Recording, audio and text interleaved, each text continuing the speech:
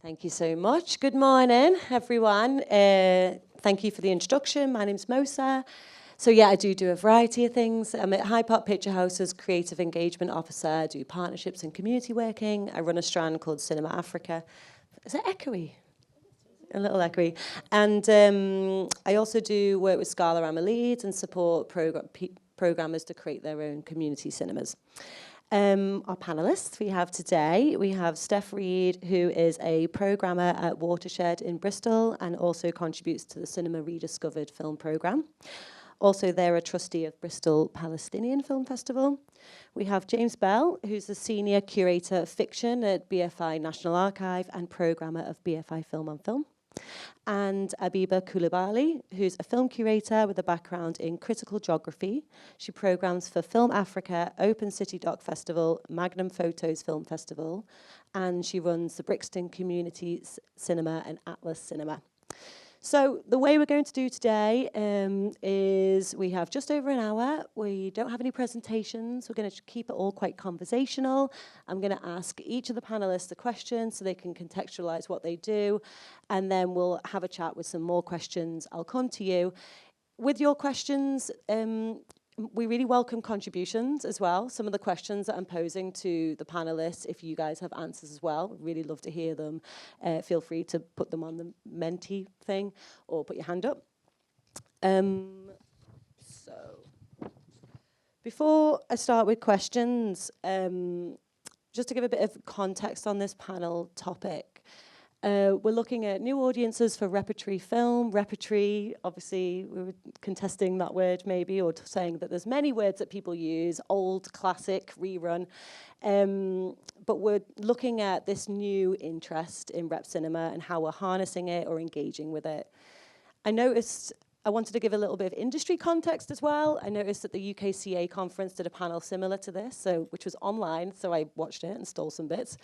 But they said that in 2023, there were 85 official re-releases, and most of them were significant anniversaries, remasterings, or director's cuts, and it generated almost 11 million at the box office. And was it 2 million of that was Titanic? Yeah. Was it?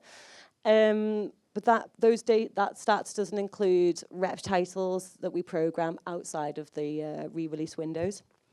I had a conversation with somebody who's a programmer at one of the top 3 multiplex chains in the UK, and they said for them, rep fills the gap where there's been less competitive new releases recently, but now, because of that programming, audiences have come to expect it. And they said, sadly, they see most success with male-driven action and horror, mainstream, post-70s, modern blockbuster classics. But perhaps that's an opportunity for us indie programmers to do different. In the rep festival world, they're also seeing growing audiences and younger audiences. In Il Cinema del Trovato Festival in Bologna, they've nearly doubled their audiences since 2019. And in 2019, 21% of them audiences were under 30, but now it's 28%. And Widescreen Weekend Festival in Bradford, which is a widescreen format festival, and they screen rep. In 2019, they had 10% of audiences under 25, and this year, so far, it's 17%. On a DIY level, I can speak to Leeds, because I'm from Leeds and I'm very proud of our DIY scene. We've now got over 36 active film clubs that all show rep, and that's growing rapidly. And Cinema for All, an organisation who support community cinemas, told me that they've seen an increase in new community cinemas, more applications for coaching schemes than ever, and they consistently receive bookings for Buster Keaton titles, Nosferatu, Metropolis, and The Cabinet of Dr. Caligari. So just a little bit of wider context, and I'm sure everyone in the room, we've all felt it. You know, there's more of these re-releases happening. We're programming. There's more audiences for it. Questions? Steph, can you kick us off by telling us about your audience numbers and demographics at Watershed and Cinema Rediscovered, and your marketing approaches, because you've had some success with your young audiences. Thanks. So as Mosa said in her intro, I'm got those 2 hats on here. So Watershed in terms of our year-round program. For anyone that doesn't know, we're a 3-screen independent cinema in Bristol. And then also we run our own repertory film festival called Cinema Rediscovered, which takes place every July, and then tours around the UK to other venues as well as touring packages. In terms of those figures around the growth of like re-releases and everything, I pulled some figures on how much rep film we actually play here at Watershed, and like the contributions it makes to our overall admissions each year, because I was interested in that trajectory. You know, you're like, oh, it feels like we're playing more older films and everything. Because a bulk of our repertory programming tends to sit in our Sunday seasons, so each month we'll put on a kind of self-contained season of 4 or 5 films, depending on how many weekends, obviously. And those are kind of, sometimes they're tied to a new release, and we're doing some kind of contextual thematic programming around that. Sometimes they're a partnership, and that tends to be where we do most of the bulk of our repertory programming. But then also with these kind of increase in new re-releases, we tend to play those over weekends as well. But our figures from 2019, our percentage of repertory admissions as a percentage of our whole year-round admissions sat at about 4 to 4.5%.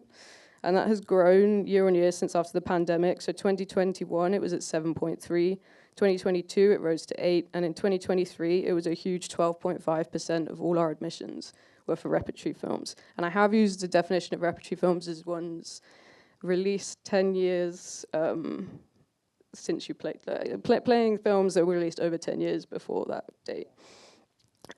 Which I think is kind of a reflection of the state of the new release slate, as much as it is about there being a greater demand for repertory film.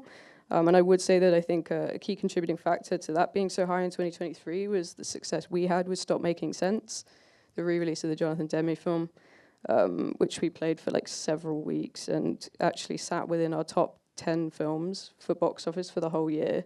It's the first time in, I think maybe ever, that a repertory film has sat in our top 10 releases of box office for the year. As Mosa pointed out, we've seen a real rise in our young audiences as well across our repertory, well, across our whole program since COVID, but also in repertory screenings. You know, we tend to track around 25% this year in terms of percentage of our whole audience as young audiences, which we categorize as 24 and under, because they have a separate ticket bias. And you can see that young audiences are turning out in greater numbers for these like repertory seasons. Like we had a great turnout of like over 30% for our return to Ozu, late period Ozu season back in January. And something which I think we'll probably get onto with you, James, with the film format is we see a real spike when we play things on 35mm. There's a real appetite among young audiences for film on film. Which we have more data on from when we play new releases on 35mm, like Poor Things and Priscilla. You can see that there's like about a 15% increase in young audiences on our print shows versus our DCP shows. And that's something that we also saw in a repertory season, where we played Jeanne Dillman, Persona, and then Cassavetes' A Woman Under the Influence was the only film on film out of that season, and the young audiences were like 20% higher for that title.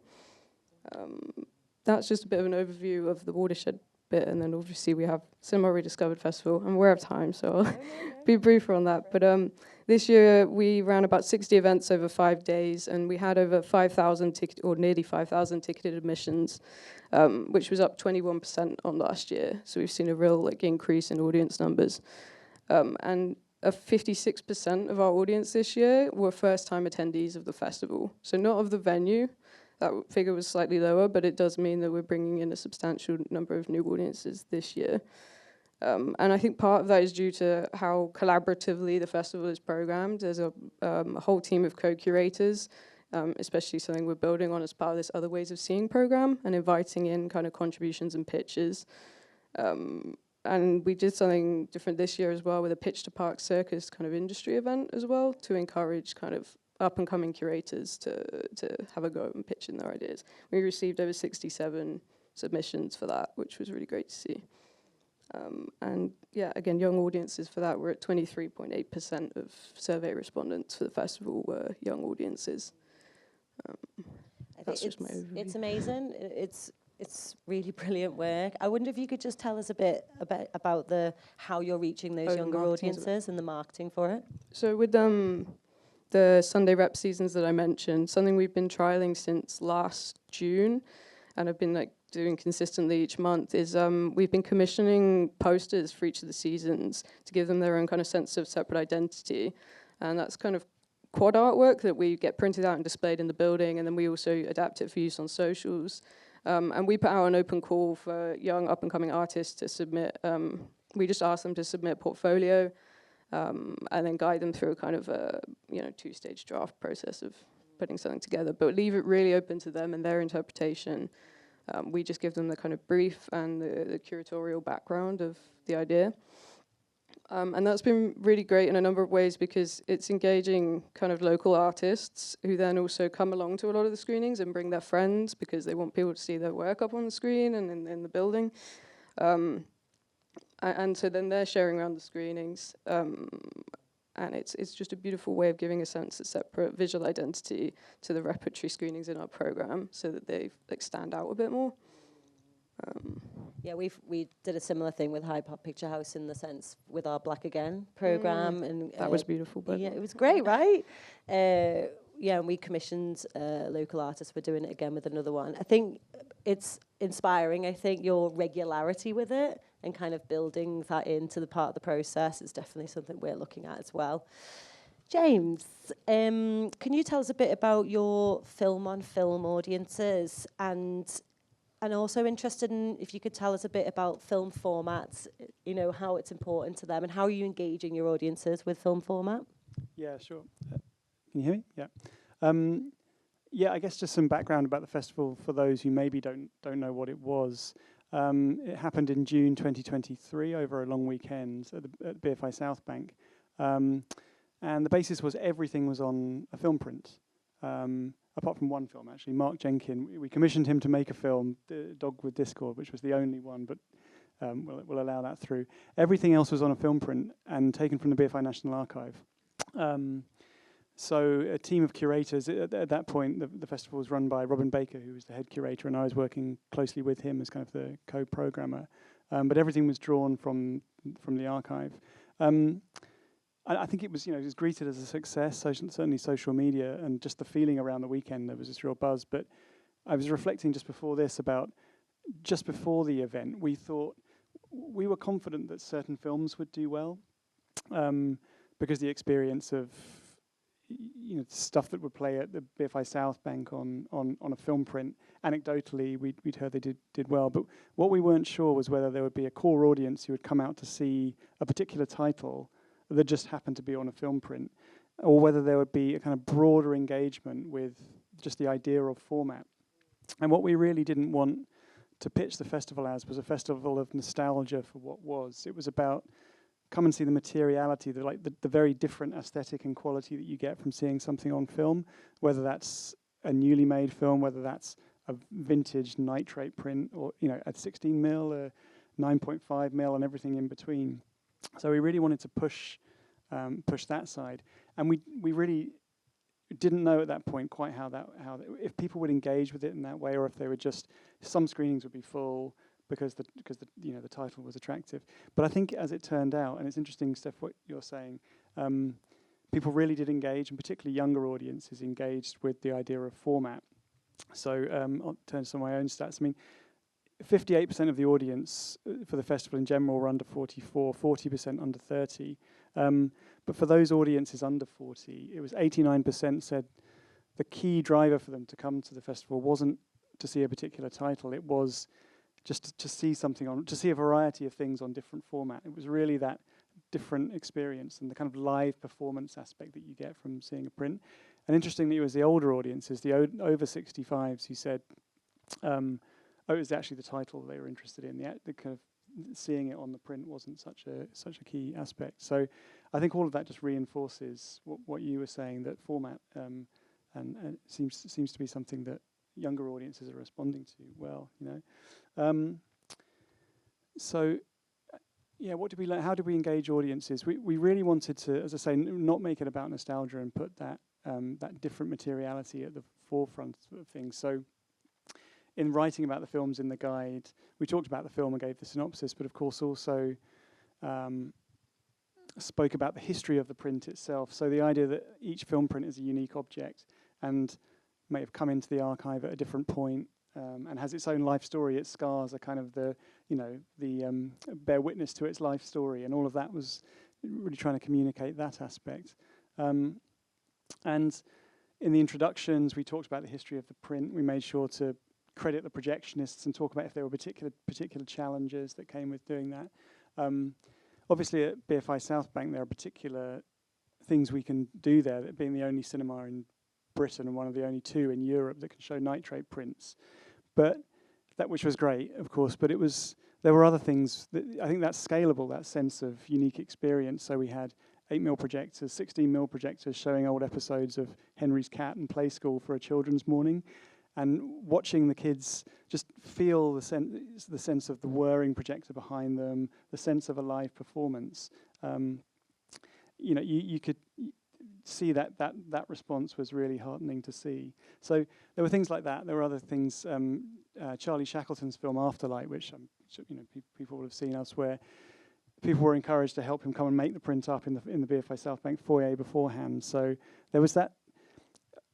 We talked about it a lot, that there's a very human aspect. It takes a village to put on a film print. There's the people who retrieve it from the archive, the film conservation experts who look at it. It gets carried to the cinema, and then there's the projectionist. So just reminding people that there's a really human quality to it. And so we had exhibitions of equipment, and some of the technicians from the archive itself who look after the films and prepare them come down and give demonstrations in venue. And all of that really brought home this fact that, yes, we showed some rare films, because we also wanted to make the point that it's just the idea that everything is available digitally, whether it's on a dodgy Russian YouTube or whatever. It's just not true, because some of the films we've shown are only in the archive and you can only see them that way. But more than that, it was getting away from the titles and saying, this is what it takes to do it. There's this real, whole ecosystem that goes into putting something on, and that was a good response. Yeah. I love what you say about engaging kids in it as well. I think I was in Bologna once, and I saw it was one of the kids' screenings, and everyone's turned around, waved to the projectionist and explained what the projector was. Very cute. Yeah. And every time we do school projection room tours in the cinema, they just have great questions. And you could, trying to instill that interest and show, like you said, the human aspect and who's working on it. Yeah. Abiba. So what I really love actually about this panel is we're all looking at different scales and different types. And I know in the room we're all operating at different scales. I love your different cinema spaces that you do. So can you just tell us a bit about your cinema spaces and your programming model as well, and who your audiences are? Sure. I run two kind of DIY grassroots film projects in Lambeth in South London. One is Brixton Community Cinema, which is a pop-up film club.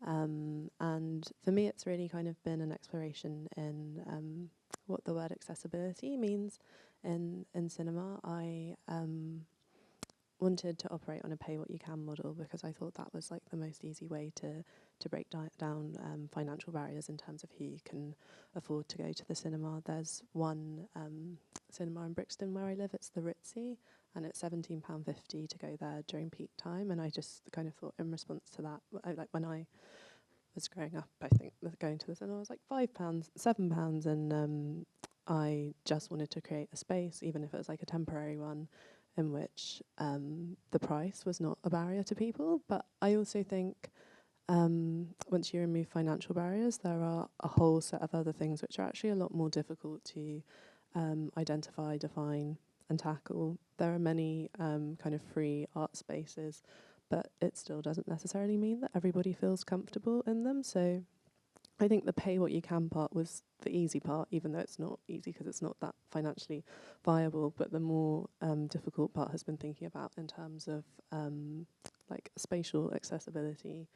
How can you widen your audience as much as possible? Because my intention was always for it to be a kind of genuine cross-section of Brixton society, of people who live around me, rather than people who might typically find themselves in or be targeted by art house cinemas. And the main way I've done that is I've always kind of ran the screenings in spaces that people are going to anyway, that people don't have to kind of go out of their way to go to. So I started out screening in our local market, which is where people go for like the fishmongers, for their grocery shopping. We screen in football pitches and railway arches. We have a screening coming up in a butcher's shop. It really is, rather than kind of expecting people to look on websites, pick up brochures and look through film programmes and kind of hunt out or find these screenings of lesser screened films. It's about bringing the cinema to people so that they don't necessarily have to go out of their way, and therefore kind of putting these films in front of people who might not otherwise be viewing them. And then the other project that I run in Brixton is called Atlas Cinema, and it's something that I started in April, where there was an empty railway arch that I was able to very rudimentarily with some friends convert into a cinema. And the idea is that it's a kind of open access cinema cooperative, where in that anybody who wants to can contact us and say they'd like to put on a film screening, and most often they're like regular, so monthly. We give them the space, we give them the equipment in terms of the projector and speakers, and they are free to come in and use it as they like. And all we, rather than having like a set hire fee, we just ask for 15% of the ticket sales to keep to use for like electricity bills and like the occasional repair. And it's just a space for people who, regardless of experience in film programming, because I do think that is a real barrier. I found it really difficult to kind of initially get my foot into programming, and once I did, wanted to try and kind of leave that door open, I guess. So it's regardless of experience, it's just for anybody who wants to put on a film night. And then I guess in terms of my programming model for Atlas, like I said, it's completely up to the people who are using it. For Brixton Community Cinema, I guess for the most part, I'm kind of responding to what you might call the cultural calendar. So if I think about our autumn programme, we have a film screening at the end of the month, which is about liquor stores in Los Angeles and how race relations in that city play out there.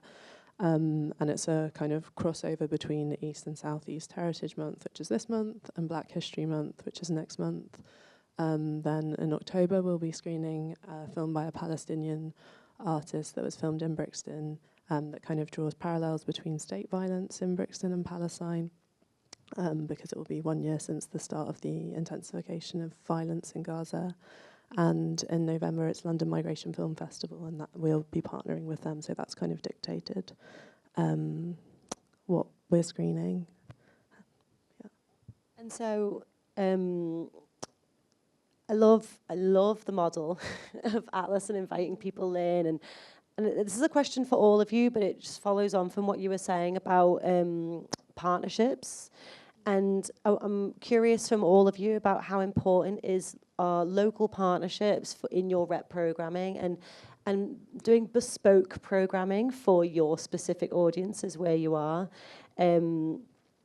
Maybe you can elaborate a little bit more on, say, how you get your feedback for your audiences to know what it is to program, and supporting your local programmers. And then perhaps you can follow on from that, Steph, because I know you've got things to say about Bristol as well.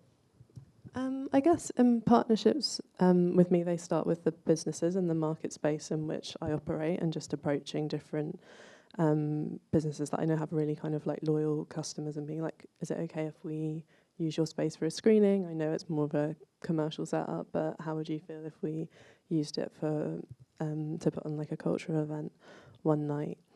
But also another form of partnership that's been really, really important for me, and I would love to kind of replicate more and have make up a larger proportion of the programme, is open calls, which I know, Steph, you mentioned.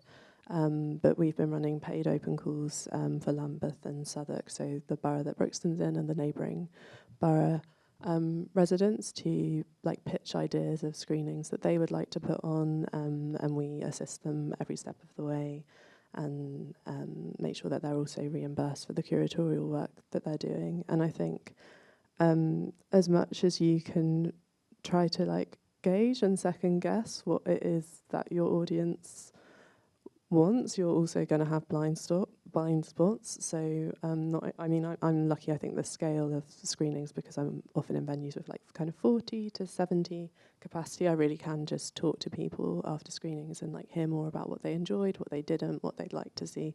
But I think the step beyond that, like kind of inviting them in to program themselves when and where possible. And I get that that's not something that's replicable for every kind of institution or at every scale, but personally something I'm really, really interested in is how you can like blur the line or reduce the distinction between who's in the audience and who's the programmer. It might not be a popular opinion, but I kind of think programming is something that everybody can do and like has in them. And I think I found it quite mysterious when I was an audience member, or when I knew I wanted to get into curating, and I would like look at curators on a stage introducing things, but not really know the steps it is that get them there. So I think like kind of trying to involve the audience in programming as much as possible is really important. It's just something that you need to set aside time for and can be quite time consuming, and not everybody has the capacity for. So yeah. And it's almost like, because that's your model, the time is built in for it. But I guess if you're a cinema that has to build in that capacity, you know, it can feel quite challenging. But I also guess for cinemas it feels much more risky, because I'm just operating on a like casual DIY scale, and I'm not with a pay what you can model. Like already things like targets are not really in my head, but I know from working in venues there's other kind of restrictions or things that you have to meet that make that more of a challenge in ways. I think you're right there in terms of like the idea around like demystifying the path to putting on screenings yourself. And I mean, it's something we've run out of Film Hub Southwest, is a project called Beyond Boundaries, which aims to kind of give people the background and experience that they need in order to put on their own screenings or to pitch to venues. And in fact, one person who went through that process of Beyond Boundaries then came to us with a proposal for a season, which we put on as one of those Sunday rep seasons. It was like exploring representations of like gender and marginalized genders on screen. And it included like a screening of Funeral Parade of Roses, which was a huge success. You know, we had like 100 people in for that, and it was really great kind of to have that be like an idea that had come out of that kind of process, rather than it being us approaching someone and like commissioning, or, you know, it just being us from the program team putting that together. Because I think partnership work is really key for bringing in new audiences for rep cinema in particular. Like at the festival at Cinema Rediscovered, we collaborated with this East and Southeast Asian festival called Made on the Moon, who are like a cross-cultural organization. And they hosted a kind of game session of Mahjong around the Edward Yang film Mahjong, which was really well attended and popular, and I think brought in some kind of, you know, brought in some people from the film to experience that kind of element and culture, and vice versa. And yeah, I think in terms of the partnership stuff that feels relevant to you as a city and your location and audience, one recent example is we put on a screening, a season called More Than Human, which was kind of exploring ideas of cinematic, the otherness of nature on screen. It's a bit broad, but which we did in collaboration with this local academic and filmmaker called Adam Laity, who kind of came to us with this proposal.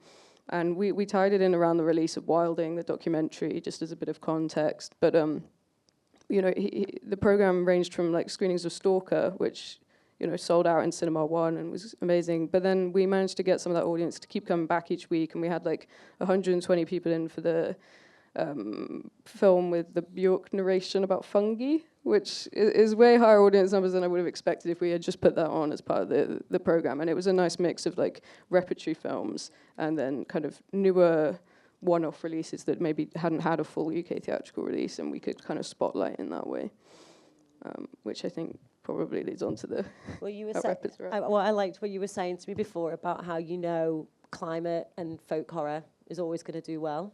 Yeah, Bristol, it's like Bristol, it's the Southwest. That was another partnership we did with Nudes Radio, who are a locally run radio station, and then they were like, we want to do something for May Day. And it brought in a like huge new to us audience.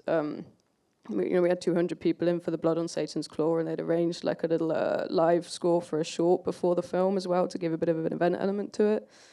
And they kind of took over the foyer with some like decor, and there were a lot of pagan symbols everywhere. A lot of young people too. In Hyde Park Picture House, I'm really conscious that at Hyde Park we're lucky in that because we got funding from Heritage Lottery to redo the building, and part of that came my job. So having an engagement role, I think, can be a bit of a luxury maybe in cinemas. But part of the stuff that I do is about that partnership working, inviting people in. We had a great event recently with the Congolese community of Leeds. They'd been consistently supportive of the Cinema Africa strand, and we kind of wanted to pay them back and said, invited them to come and do an event at the cinema, which was just fantastic because we worked with them on selecting the film. It was a great rep film, Pieces of Identity. And it just became a big celebration. We handed over the building essentially to what they wanted to do. And it just, all around it was just a bit of a winner.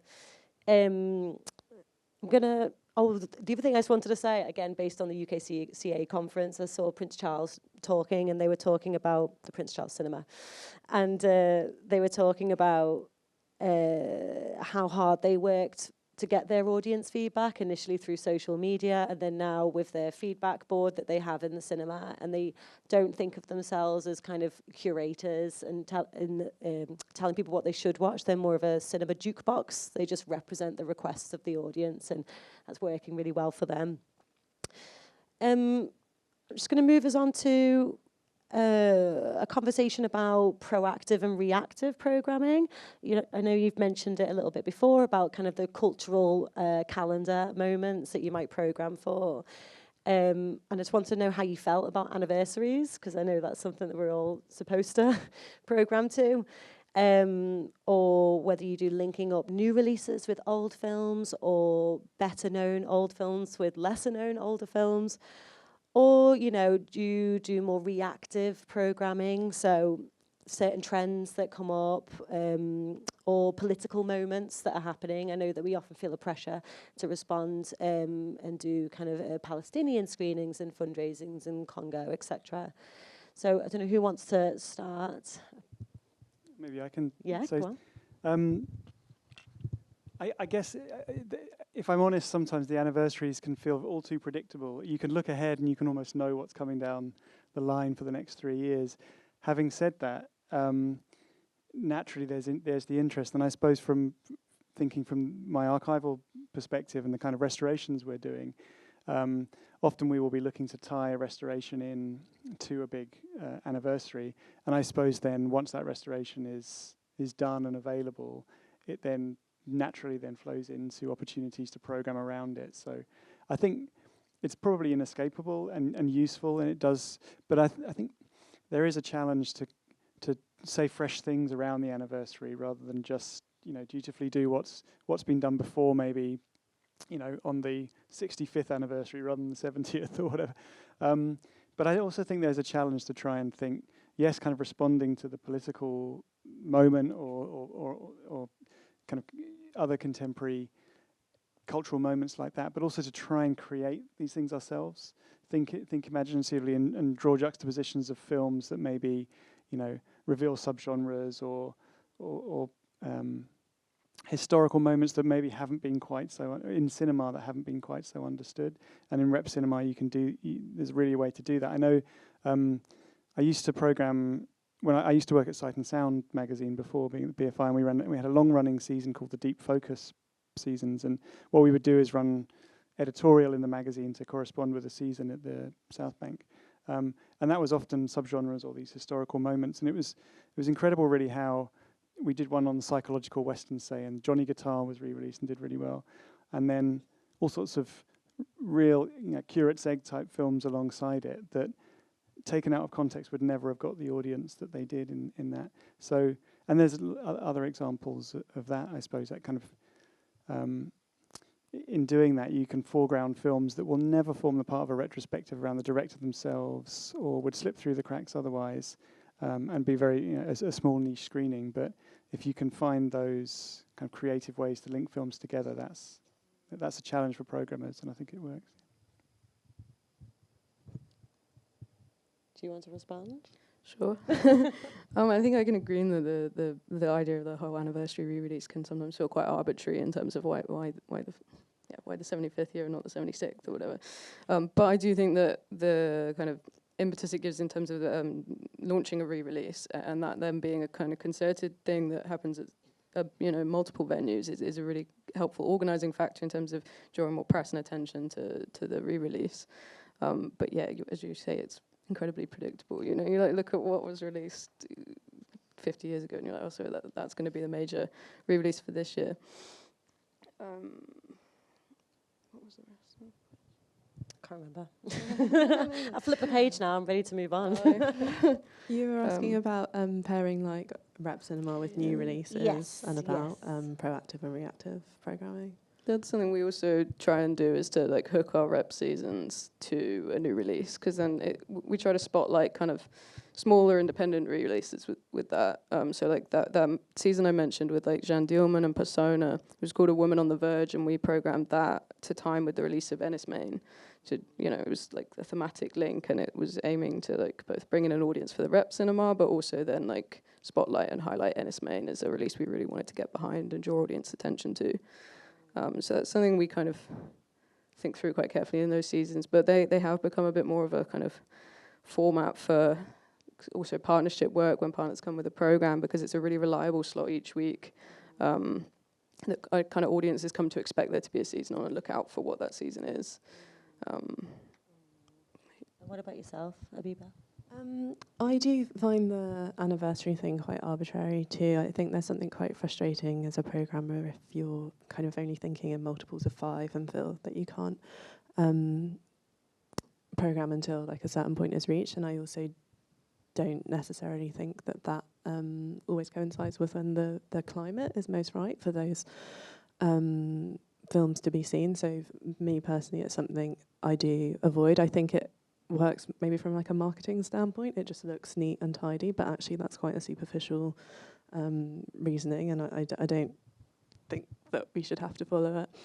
And then I guess in terms of pairing rep with new releases, that is something I do occasionally. One of my like favourite seasons that we've done with Brixton Community Cinema was a retrospective on the actress Sarita Chowdhury, who like her first role was in Mississippi Masala by Mirana opposite Denzel Washington, and she did lots of really interesting and very, very varied and quite experimental films in the 90s, but kind of had this resurgence as a character in, I can't remember what the Sex and the City reboot's, Just Like That? Is that what it's called?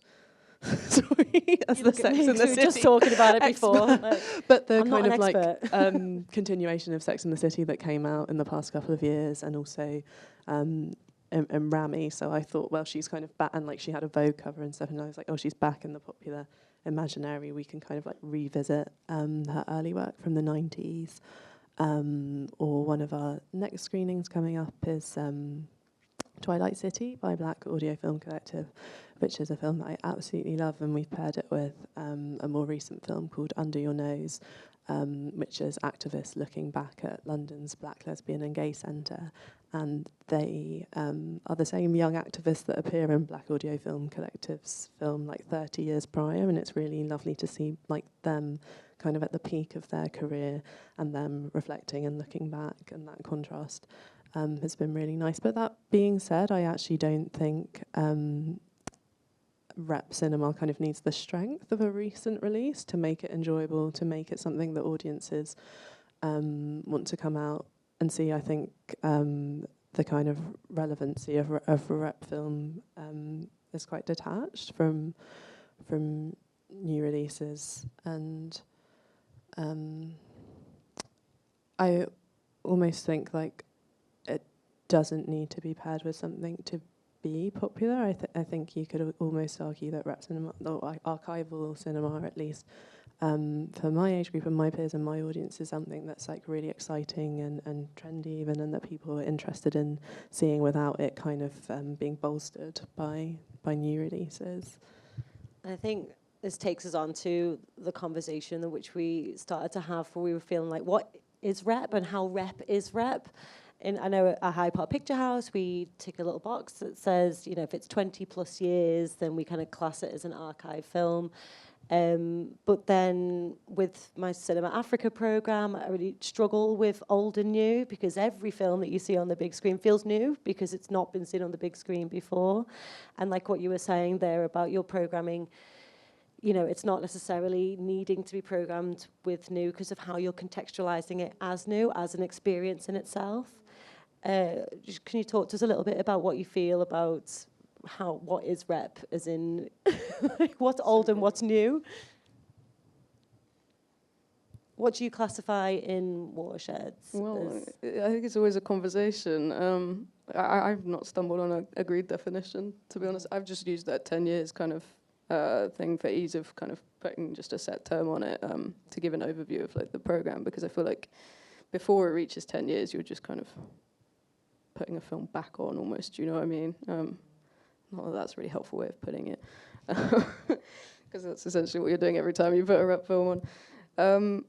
But I think something that, I mean, obviously within the film festival, Cinema Rediscovered, we also do show some kind of contemporary works that are looking at kind of archiving and that process. So then you've got these kind of new releases or newly made films that are kind of commenting on the history of cinema as well.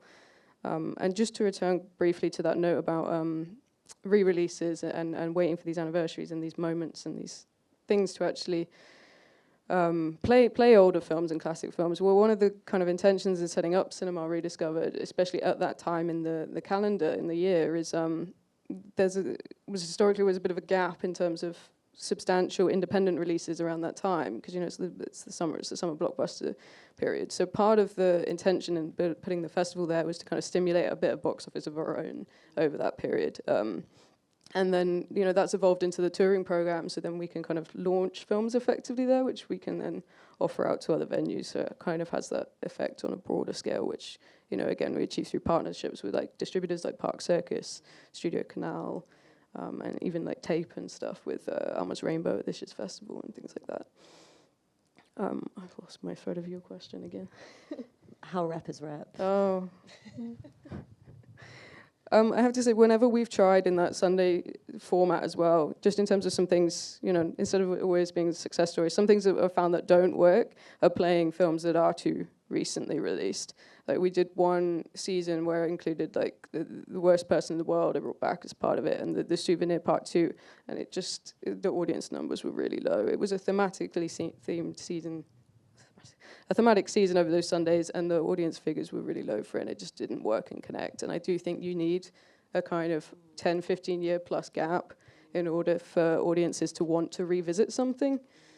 I wonder with that, it's yes, some audiences are revisiting, but and there are kind of missing it. No, yeah, or the distinction between a program of classics, which is, you know, the mainstay of a rep thing, but then it is quite interesting, kind of when does something, I think in the 10 to 15 years, when does something either become, or a collection of films that you group together, they're reappraised, or they're viewed by a new audience, not for reasons of nostalgia, but because they find a new meaning to that audience and engage with it.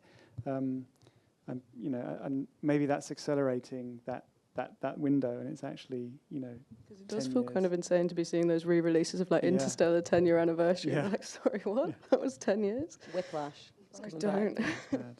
I mean, I was just thinking of a film like Bushman, which you know, Cinema Rediscovered. Yeah, that felt like I say it's a rep, but just your point, Mosa, about it feels totally new. It's kind of it's taken out. I don't think people would even understand the context in which it's made, or rather, you wouldn't present it in that way. It felt so new and fresh. It's kind of, yes, it's kind of a rep title, but it doesn't land in the same way, and you don't need to position it quite in the same way.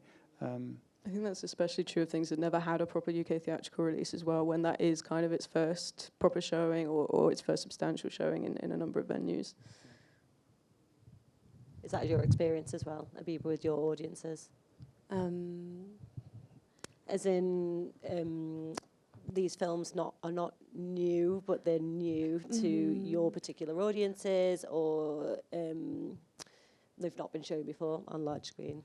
I definitely think there is that aspect of films that actually not having been shown before, but also kind of films that you hear people talk about a lot, or like you've read about and seen referenced, but never quite had the chance to see them, or particularly for me, I think are just like kind of not really shown in our area. It's something that you have to travel into central London for, or go to specific types of cinemas for. I'm going to just move us on to a question about challenges, and then we'll come to the audience. We just wanted to talk a little bit, when we were chatting before, we all had a lot to say about kind of us wanting to programme rep cinema, but sometimes we face these problems along the way. So if you can maybe tell us about what are your challenges in programming these films and what you're doing to try to overcome them, or what you still stuck with. I guess one of the key challenges in programming rep for us is always the cost. Whether that's, whenever we do these Sunday seasons, it's only a single screening of each of those films. So, there's quite a lot of pressure to hit enough audience numbers that you're passing the minimum guarantee. And with the associated material costs as well, whether that's a DCP fee attached to that particular screening, or, the costs only rise if it's like a print show, because you've got the print transport, and then there's also the considerations that aren't like the direct costs, but it's like it takes the projectionist's time to receive the print, to set it up and test it and pack it down at the end. And those are all kind of factored in, and it makes it a lot less appealing prospect often financially, those seasons. And then it's, are they for audience development purposes, and is it kind of then offset slightly? And within the context of the festival, it's easier because you've got that kind of bulk of audience members all there, so you kind of figures are higher. But I think, justifying the costs of some of the repertory programming is difficult. And also just still the struggle for rights in a lot of cases, of tracking down rights and availability of rights. Like we're just in the process of booking our Art of Action season throughout November as part of the BFI kind of cross-fan season, and it's co-curated by the filmmaker of Polite Society, Nida Manzoor. And the one film that she really wanted, that she was like, this is my favorite film, because I asked her for to put together a season of her kind of inspirations and influences on her own filmmaking. And she was like, I really want Peking Opera Blues. It's like, I think 1985 Hong Kong film. And I can't get it. I've emailed like 10 different people, and they each pass you on. And then finally I got to someone, and they were like, no, we're not taking bookings at this time. And it's such a shame, because it was like the one film she really wanted. So still trying. But I guess availability is another thing, because even films that you would have thought would be quite available, like, for example, I was just like looking into booking some John Cassavetes films recently, and like Shadows they're not taking bookings again for it at the moment, and it's those are the ones you think would be the easier books, I Really relate to that. I feel like license hunting just drives me mad. I've got this plea at the moment where I'm trying to ask cinemas and exhibitors to put on their event pages who your distributor was. Because I know when we're all Googling and we're looking for licenses, and we often look at who's previously done screenings. But I think if we were all if maybe you just had a credit line, a credit line, if we were a little bit more transparent, it might help us all, especially with those niche films. And with African film programming, it is just like, wow, like it is really hard. And then on top of that, in the DIY space, about trying to find non-theatrical licenses on top of that. And I know, on top of that for us, or for everyone, is finding the film formats as well. If there's just a DVD copy, is it going to look good? Or we've had issues before where we were told that print was available, and then it's not. And it's like, as James was saying, with the film, and there being some of the films you showed which were only available as those archive prints, it's like the non-theatrical possibilities for that are just like, well, they're not there unless there's like a disc or file. No, I totally recognise that. I was thinking about this question, and just with my archivist hat on, there's the challenge is wanting to, and thinking film on film, is wanting to encourage and advocate for film on film screenings, and work in whichever way we can to make that more accessible, make the costs more manageable. But then the counter to that is reminding us and everybody of the preservation demands on this material. A print is vulnerable, fragile, unique, and in some cases really more specially unique than others. And I think we need to keep that in mind. And it's striking that balance between encouraging and assisting venues to show prints from the BFI National Archive, while also having quite strict stipulations as to, because there's a responsibility to look after that collection, I suppose. So there's that, and that's. And we were talking before about maybe more training and more ability to learn how to handle print. And this is the plug for the BFI Heritage Fund that's available now, where you can learn about handling materials and get training funding, etc. And for you, what are your challenges? I definitely relate to the kind of wild goose chase that it can be sometimes to identify certain distributors. But also, like, once you do the kind of restrictions that come along with that, because you're talking about format, and I've been looking into screening the Med Hondo film, Fatima, the Algerian Woman of Dakar, and I watched the screener and I thought the screener was great, and I was like, fab, I'll play this then. And they were like, the digital screener is for viewing purposes only. If you want to screen this, you actually have to screen it on print. Obviously, I don't have access to equipment that allows me to do that. It literally is just me and my laptop, and the screener was working fine, but there were certain restrictions around, I think, the kind of resolution that they wanted the film to be shown in, and that kind of thing. I think there's like great beauty in watching film on film, but not every space has the capacity for that format. So I think flexibility is something that I'd really appreciate from distributors, particularly also in terms of price. Like, some of the quotes you get back are really, really extortionate, and I'll always explain, like, this is run not for profit, tickets are pay what you can, the capacity is around 50. And I think all the difficulties I've had with distributors demanding amounts of money that I couldn't necessarily guarantee I would give them back is kind of what inspired me with Atlas. Rather than to charge a set higher fee, I just said, we'll take 15% of your sales in the end. And I know sometimes that is a condition with distributors, but often it's like X percent or something else, and if something else has to be met, whichever is higher. And I think ultimately, I would hope distributors just want their films to be seen. I'm sure the filmmakers that made them originally did, and if there could be like more cooperation with spaces depending on their budget, depending on their finance, it would be incredibly helpful. At this point, I just wanted to see if anybody had any questions or contributions or answers to any of these questions. I'm really conscious as well, I realised as we were talking, because we built the questions around the things that we wanted to talk about, and sometimes we deviate from the new audiences element of it, and we talk about our practice, but it's important to us. We do have some questions. So the first question I've got, for the programmes when you are screening rep titles, can you tell us who you're booking them with? Park Circus DCP fee makes the screening rep very unattractive if you are on a tight budget. We'll all connect with that one, won't we? Yeah, the majority through Park Circus, but then also some through the BFI and other kind of independent, sometimes sales agents, or you get far back to like international distributors. I agree on the DCP fee; it does make things more difficult. But I have to say, I do think the effort and attention that Park Circus are currently putting into producing more combo drives and timing those around particular moments is really welcome, because it lowers it and makes it a lot more attractive proposition. Like with the Coppola one around Megalopolis, which I think they've called Coppolopolis, which is quite good. I wish I thought of that first. So I think kind of, I guess there's more scope to increase the amount of those with better looking further forward at the upcoming releases and the ones that can contextually tie into the era, I think, where their priorities would be with that. But either way, the more that is offered out, I think it is better for venues. It makes it a lot more appealing.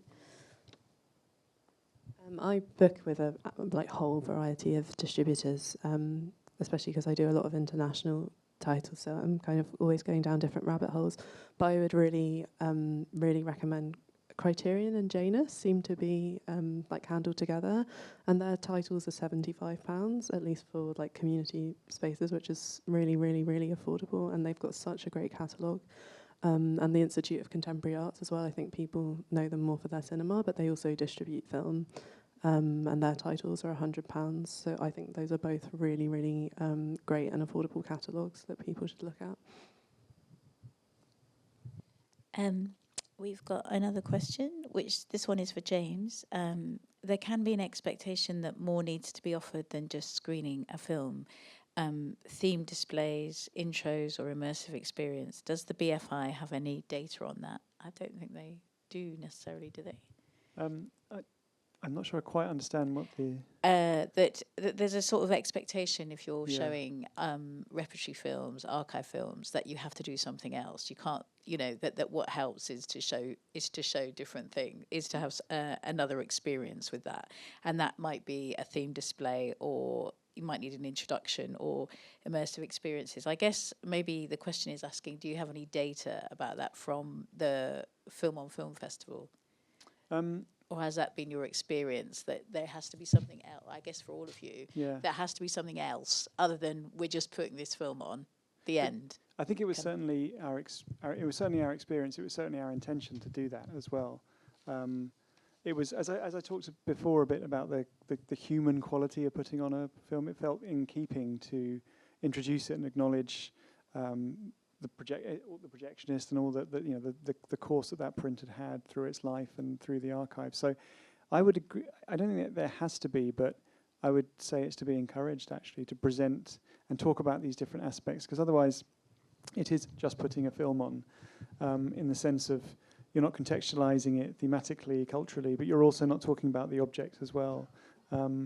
Displays, yes, where possible, but I certainly in Film on Film, it was important to us that every film was introduced, and that in that introduction we talked about the particular object that we were screening as well as the film itself.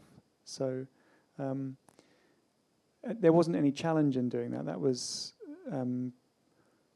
something we did willingly and indeed felt supported every screening. So absolutely, yeah. With my Black Cinema Project hat on, the model of Black Cinema Project would be screen films. It was born out of a kind of an online film club in 2020. We'd screen the films, have a introduction, a midway kind of reflective discussion, and then an intensive one at the end. And that was completely part of it. That was because we were showing people films that they hadn't heard of, didn't know existed, could sometimes be quite challenging. And because there was a whole process of learning that came with it, we really wanted to invite people to kind of bring their knowledge about what they did know about the films or the cultures that we were seeing, but also have some digesting time as well. So it really became an essential part of it. And at Hyde Park, where we do introductions, and we kind of share that between us, and it's really lovely. We started doing staff screening, so if there's once a week, we kind of Thursday morning, we invite the staff to come along and watch a film that might be a harder sell or something we're quite excited about, we want to get the team excited about. And what's been great as a result of that, we've had some front of house members of staff who got really into some films, and then they've done an introduction for it. So I think it's like you said about the human aspect for it, and then also kind of fronting some of the decision makings about the films and why we're presenting it, not just the context about the film itself. Yeah. Is there another question? Yeah, there's. I think I might have deleted one by mistake with my big fat fingers. So if we don't ask your question, please put it in again. I've got one here, which is, why are we calling these films repertory? Isn't the term in of itself exclusive and maybe classist? I guess it's this kind of. Is there a better term that could be used to be more widely understood by new audiences? So I guess if people are unfamiliar with, or necessarily with your cinema or independent film per se, but then I guess what would that term be? We were talking about we literally said about breakfast this morning. Yeah, I was saying that I wouldn't use rep with audiences myself. I was using it here with you guys. I just say, depending on who I'm speaking to, but mostly I just say old movies, just to be really clear. It is difficult to find the right term for it, because it's something we struggle with at Cinema Rediscovered as well, because a lot of the terminology around it can be like classic films and everything, but part of the point of the festival is to kind of highlight perhaps underseen or rediscovered kind of gems, as it were. And in that sense, the word classic kind of doesn't fit, because it's not like a popular hit, it's not a cult classic or anything like that. So then it's what term can you use that encompasses all of those? So I think sometimes this year we've been saying like great films back on the big screen, to try and encompass that idea of something returning to the screen, so that the age and the idea of it's just great films. But it's so hard to find a term that audiences understand Well, because repertory, I feel like is an industry phrase and it's internally facing. It didn't mean anything to me before I started working in it. Just that I think it's a really, really good point and something that I've been thinking about a lot in the lead up to when I saw the title for this panel. And I guess my understanding of repertory cinema, more than cinema that was like 20 years older, although there is an overlap, was more kind of like canonical cinema and things that, well, in the canon, which then like starts the conversation of what actually is the canon and who has decided it. And I wonder what, like, if it is more about how old a film is, like, kind of what distinguishes that from archival film and why we can't use that. Because I think for all of us, even the people who actually do, like, work in the industry, repertory is a confusing term that nobody's quite settled on. We all did some Googling, didn't we, to try and find a definition, and didn't alight on anything that was really... I think it is I think, as I agree with Abiba, it's a really good point. It is inadequate. And just going back to the example of Bushman and just how wrong it would feel to classify that as repertory when it's a new discovery for everybody, virtually everybody who sees it. I don't have a good answer right now or an alternative, but I think one should be found. Maybe there's a challenge. I think we should also have permission to use different words at different times in different places. Different contexts. Yeah, absolutely. And different audiences as well. It's hard sometimes if we're trying to choose one. I like the idea of just trying to break down the barriers between past and present as well, because there's so much to be discovered, as we all know, in past cinema that isn't just... I think, and perhaps making a distinction between the canonical and the classic, the kind of mainstays of classic programming.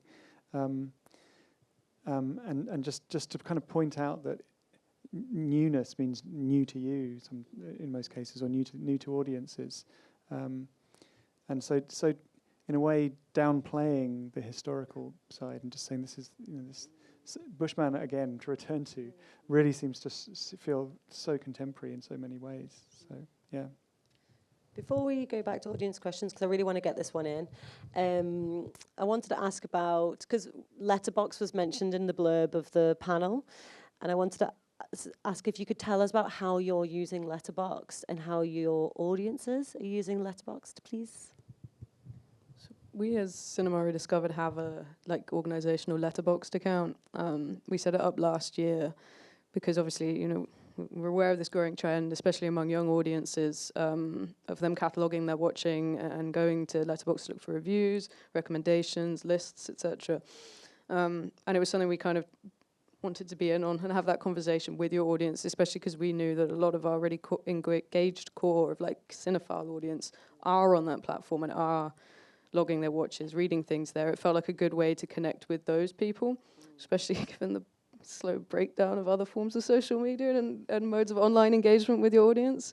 And it feels like we also find a lot of value in it as a space for editorial, because obviously Cinema Rediscovered is put on by Watershed, but Watershed does a lot of other things. We've got our cinema program. We also have our creative tech studio space, and things can get a little lost in terms of editorial on the website because there's a lot of different competing arms of the organization. And by having our own distinct space and account where we can publish blogs, editorial, reviews, and we commission writing from critics as part of the festival, and those then go up on there, and it just gives a kind of separate space for all of that work where it's more easily found, perhaps, by the people who would be interested in it.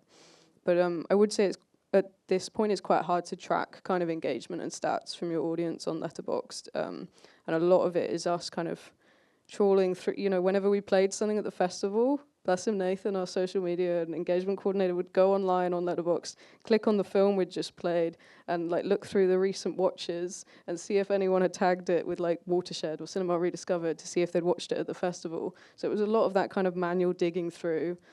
So the information is there, and I think it is a really valuable space to kind of capture audience reviews in a way, because we have comment cards in the building, but to kind of have an overview of that online discussion. And we're hopefully going to launch a Watershed one to, again, continue that. And is that what you're doing as well, Abiba? Yeah, I mean, I'm using it before screenings occasionally if I'm kind of feeling a bit of trepidation around a title that I'm considering showing. I think, particularly because I do a lot of programming individually, I think there can be like a lot of responsibility around programming, and I guess using Letterboxd or like looking at reviews on Letterboxd as a way to kind of test the waters and see what the other people have thought of these films. But I also religiously, like after screenings, like the kind of 24 hours that follow, will be looking at reviews for the film that I've shown, and I like actually see very often people do mention where they've watched it, which I find really, really helpful to get like the most kind of unfiltered audience feedback possible. But I also think it can help with like audience relationships sometimes. Like people have just been really like kind of complimentary about the screenings on Letterboxd, but I've also like noticed or recognised regular audience members through Letterboxd, and there was one who was always reviewing the films that they saw with us, but also just any kind of review they wrote was hilarious and really, really, really well done. So I commissioned them to write programme notes for some of our future screenings, just because I thought their like sentences were so well done. And you've got audience members that are doing archiving work for you? Well, yeah, I mean, the BFI does. I talked to the social media team. They do put up lists, and they tell me that the longer the list, apparently, the more engagement. So there's that kind of corporate, marketing engagement and through. But I was thinking, actually, as an archive, we don't do so much. But someone, Edward Smith, SMYTH, on Letterboxd, he's been publishing all these lists of past NFT BFI South Bank programs, all in particular strands. We have this Project in the Archive strand. It's every month. It's an old British title on film from the archive, and it's something. It's kind of a reminder, actually. It's the organisation's cultural memory, any venue's cultural memory, and then the programming that's gone before that we maybe take for granted and don't refer back to as much as we might do, because actually it can be really instructive for new ideas or just to have a sense of changing. When you actually look back through these lists that he's just been creating on his own back, it's fascinating, actually, as to see changing patterns in the programming within the BFI itself, and I dare say in other places as well. So, yeah, that kind of engagement has been really good to see. So that it's not favourites; it's actually just an interest in the changing programming habits or trends, etc.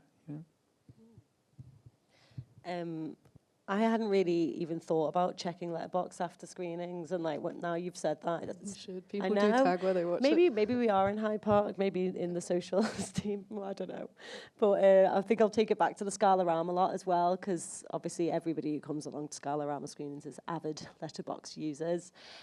Were there any questions in the room? Did anyone want to put their hand up and not do something through the I mean, we do have some more in there. Go for it then. I mean, we've got maybe a couple before the time is up.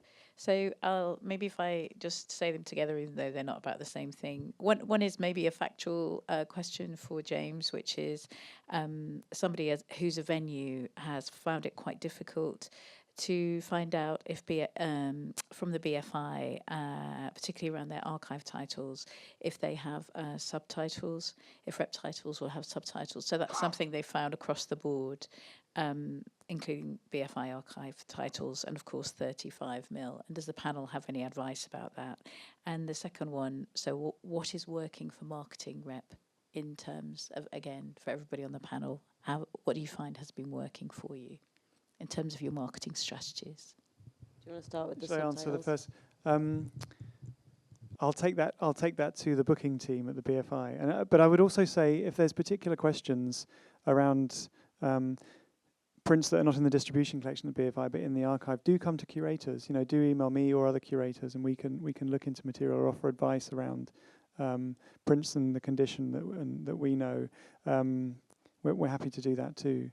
So I don't know of particular concerns about subtitling, so thank you for mentioning that. But yeah, I'll take it to the booking team.